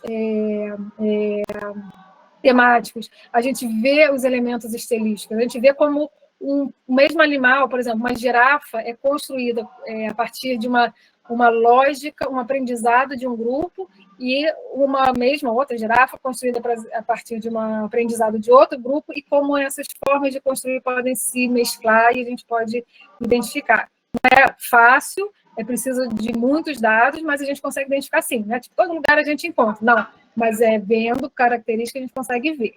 Vendo a gente consegue ver, não. Vendo a gente consegue identificar esses elementos. E, por último, sim, escada. Eles sabem construir escada. Muito provavelmente esses lugares, ou talvez na época tinha uma árvore que chegava até lá, mas se não tinha, construíam escada com fibra vegetal, às vezes, ou com as próprias madeiras, ou iam organizando, enfim, degrau por degrau. Então, eles subiam a partir da tecnologia elaborada na época. Muito obrigada, professora Carolina. Teve uma pergunta da Cláudia que eu passei na hora de ver as perguntas, que ela quer entender se podemos relacionar a visualidade das figuras humanas que parecem estar em movimento com a provisoriedade ou aspectos nômades que as comunidades poderiam ter. Ela se refere à figura dos primeiros slides. A ideia de movimento que a gente observa nos painéis, né? Eu acho que, mais do que a ideia de movimento associadas a essa liberdade, enfim, de locomoção dos grupos nômades, mas mais os atributos associados a essas figuras, ou seja, os elementos de ferramentas, roupagem, sacolas e tal, que estão associados a essas figuras, que mostram para a gente talvez o tema principal daquela representação. Então, caçador, agricultor, pastoreio, enfim. Tá? Então, esses elementos que estão associados a essas figuras humanas são mais importantes para nos indicar a função uma função, enfim, geral daquela figura do que o movimento que ela está fazendo. Porque, imagina, uma figura humana que parece uma representação completamente parada, completamente estática, mas que carrega um arco e flecha, carrega uma sacola, carrega um facão, que seja um bastão, a gente associa a caça, a gente associa a grupos nômades. E uma figura com, sei lá, um tridente ou qualquer ferramenta de pastoreio, mesmo parada, ou mesmo em movimento, a gente associa a pastoreio. Agora, o movimento dessas pinturas é justamente o que caracteriza a lógica de construção, o ideal de construção iconográfico de cada grupo. Esse grupo queria mostrar esse movimento. É uma escolha cultural, uma escolha social. O movimento não necessariamente. Ele acaba atuando como uma peça que está mostrando um momento de caça, um momento de ritual, as pessoas dançando em conjunto. Mas isso fala mais sobre a característica de regras de construção estilística do que informam sobre a função específica daquelas representações. Não sei se eu fui clara. Muito, professora. E a pergunta, né, final da Fernanda, porque tem a ver também um pouco com a atividade 3, que eu já lembro, a pergunta da Fabiola. Ela pergunta, né, parabeniza, diz que o curso foi incrível, né, esse módulo, e ela pergunta, né, de forma bastante objetiva, se a localização regional da Líbia está na região do Saara ou da Cordilheira dos Atlas, porque ela ficou em dúvida ao fazer a atividade 3, e aí eu retomo a pergunta da Fabiola, a solicitação de que pudesse comentar um pouco sobre a atividade 3. Da o que você perguntou? Da Fabiola. A primeira pergunta foi da Fernanda, sobre a localização da região da Líbia, se está na região do Saara ou na Cordilheira dos Atlas, e a Fabiola pediu que pudesse comentar um pouco sobre a atividade 3. Tá. Então, você pode considerar como a Cordilheira dos Atlas, tá? Atividade 3 ou atividade 4? A 3 que encerra amanhã. Tá, tá. Então, vamos lá. Peraí, deixa eu pegar aqui, atividade, porque aí a gente lê junto, só um minuto. Aula 4. Aula 3, tá. Então, tá aqui. Atividade. Discuta sobre as mudanças da escolha e temas de representação da arte rupestre e as especificidades climáticas na região do Saara. Então, eu vou passar até para vocês um link. Deixa eu ver se eu pego. Na verdade, eu não preciso passar o link, não. Se vocês forem no YouTube, vocês colocam em inglês, tá? De preferência, Rock Art Green Saara, Saara verde, Green Saara. E aí vocês vão ver uma animaçãozinha muito interessante sobre esse processo de desertificação do Saara, e como isso não muito tempo atrás, tá? Alguns milênios atrás, como o Saara era inteiramente verde e como foi esse processo de desertificação, tá? E que influenciou efetivamente no modo de vida dessas pessoas, desses grupos, até porque os animais foram embora, a vegetação não existe mais, então as pessoas tiveram que ir atrás da comida e da água também. Tá? E aí a gente vê em algumas regiões do Saara, por exemplo, representações de animais associados necessariamente a espaços úmidos, a espaços verdes, como o crocodilo, tá? Que eu mostrei na aula passada. Ainda que tenha alguns poucos pequenos lagos no Saara que existam crocodilos, na verdade eles não estão mais lá. Nem mesmo os animais associados às savanas, como as girafas, os elefantes e tudo mais. Então, para vocês buscarem, principalmente nessas regiões do deserto, extremamente áridas, essas representações de animais associados a outro clima completamente diferente.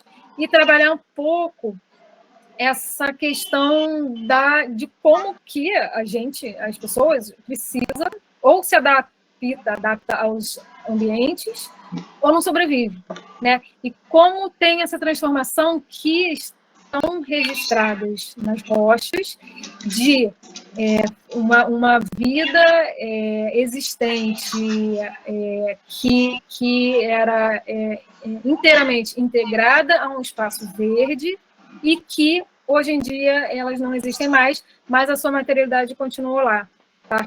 Como que por que tem crocodilo gravado num afloramento em pleno deserto do Saara, se não existe mais crocodilo lá? Né? Uma forma bem geral. Será que esses grupos, essas pessoas, enfim, conheciam crocodilo porque eram nômades e andavam por diversas regiões em transição entre um deserto e uma área mais verde? Ou será que essas pessoas, na época que construíram essas representações, estavam efetivamente habitando num local mais úmido, mais verde, com maior disponibilidade de água, de caça e de vegetação? Tá? Como que essas transformações na paisagem podem ser identificadas nas escolhas das representações por esses grupos, justamente por isso, porque animais que não deveriam estar em pleno deserto estão materializados em pleno deserto. O que será que aconteceu nessa transição? Como foi essa escolha? Será que eles estavam lá observando e desenharam, enfim, representaram? Ou será que isso influenciou em outras escolhas de vida, tá? De ocupação daquele espaço? Tá? Certinho, professora. Muito obrigada pelas explicações, né? Agradecemos a vocês por ficarem aqui, né, até agora, por participarem da aula, e na próxima semana começaremos, né, as atividades. Lembrando que nós, tutores e tutoras, estamos à disposição de vocês, e nós agradecemos imensamente a professora doutora Carolina pela excelente contribuição nessa disciplina, e esperamos nos encontrar em breve em outros espaços, em outros momentos. Muito obrigada, professora, obrigada a vocês. Obrigada. Se quiser fazer alguma fala, pode ficar à vontade. Eu queria, novamente, agradecer muito a todos vocês. Como eu falei, foi um imenso prazer estar com vocês. E agradeço a Daílson também, porque a gente fez um meet e agora consegui ver todo mundo. Então, foi muito bom. E fica de pé a minha proposta lá no início da aula.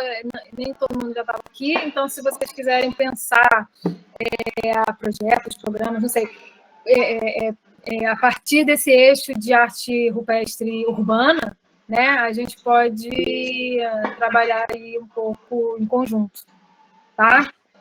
Eu adoraria trabalhar com vocês. Alguém levantou a mão? Eu acho que foi sem querer que já abaixaram.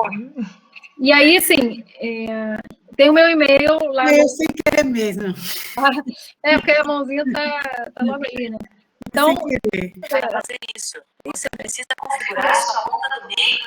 Nossa, desculpa, meu telefone está falando. Eu vou vocês têm meu e-mail aqui, deixa eu compartilhar meu e-mail aqui com vocês. E aí, assim, aí de repente a gente faz um grupo, não sei. Tá? Me manda aí tem interesse, vamos conversar. Aí eu falo também com o Gilberto, né, que é um dos coordenadores aqui do curso, e aí a gente vai trocando figurinha. Tá bom? Certinho. Muito obrigada, professora Carolina. Bom descanso para vocês. E nós nos encontramos na próxima disciplina. Tchauzinho. Até mais.